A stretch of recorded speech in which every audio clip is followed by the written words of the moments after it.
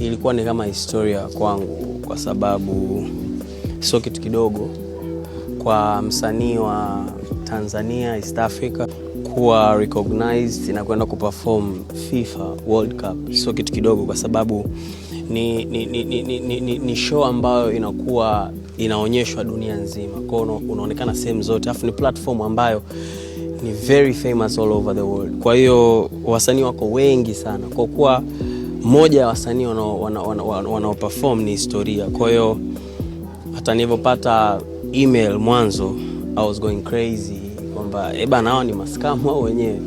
Lakini God is good kwamba kulikuwa kuna a lot of obstacles, kuna changamoto nyingi, kuna vizingiti vingi, lakini niliweza kufanikisha kufika na kuperform. Kwa hiyo God is good. Ni kitu kikubwa kwangu, lakini kitu kikubwa kwa industry pia. Yeah. Ray, hongera sana kwa show kubwa, na nafikiri mapokezi yalikuwa ni makubwa. Ulitoa taarifa on short notice, lakini watu wakapokea kwa ukubwa. Baadhi yao wakawa wanabisha kwamba wewe bana, mbona FIFA hawaja kuposti, umeposti mwenyewe na nini, lakini umeenda kufanya show kubwa sana na wote tumeona. Kwanza ukiwa umetangaza kitu kikubwa kama hicho kwenda kuwakilisha nchi, alafu mapokeo yakawa kama yale, wewe inakukata kwa namna fulani? No, hainikati, kwa sababu hii issue inaenda na mentality na akili ya mtu. Ujue kitu ambacho ukijui afu mtu akaongea kitu ambacho hakijui. Kama kuna mtangazaji mmoja nilikuwa naona anaongea Ray anajitengenezea cover, ni kama maskini ya Mungu hajui. Kwa hiyo mtu ambaye hajui na wewe ukachukia, unakuwa unaonekana wewe ni mjinga, kwa sababu wewe unajua uhalisia. Kwa upande wangu mimi, kwa hiyo ninachokifanya nakuwa naamini hichi kitu ni proper. Ingekuwa ni mambo ya kudandia, wakati 2022 Maluma kaperform FIFA, Nora kaperform FIFA na tulizungumza, lakini nilikuwa naenda kwenye show, nilikuwa naenda kwenye tuzo za Afrima Marekani. So the day narudi ndo siku wana perform wao. Kwa nisingeweza kusema nitaenda, lakini hii nimeenda kwa sababu gani? Umeitwa, umehitajika.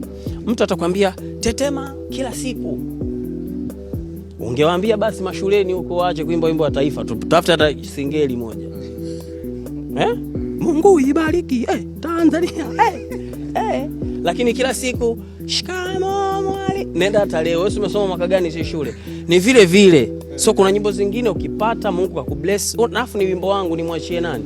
Mimi ninachoweza kusema ni kitu kimoja, kwamba tusiishi kwenye maisha ya kuongopewa kwamba msanii fulani hawezi, fulani anaweza, fulani noma, fulani sio noma. Tutakuwa tunapoteza muda, kwa sababu wasanii hao wenu ndo wao mko nao. Mkiwapa nguvu nyie, mtu anawaza huyu nani? Yaani kwa mfano let's say imepostiwa FIFA, watu wote wana support pale, hata FIFA wenyewe wanaona huyu nani huyu?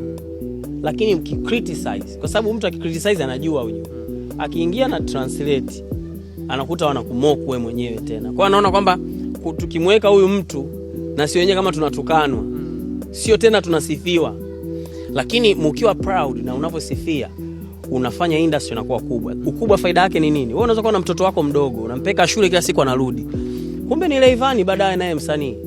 Kwa hiyo ukiwa unaweka mazingira mazuri ya kusupport, baadaye hata generation yako wewe itasupportiwa, mdogo wako, dada yako, kaka yako, shangazi yako, rafiki yako.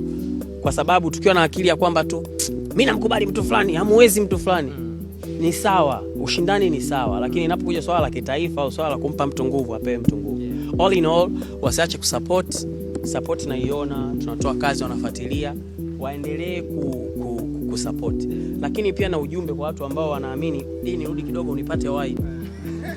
Kwa watu ambao wanaamini kwamba Rayvanny hivi, Rayvanny sijui hivi, Rayvanny, I'm still here and I'll show them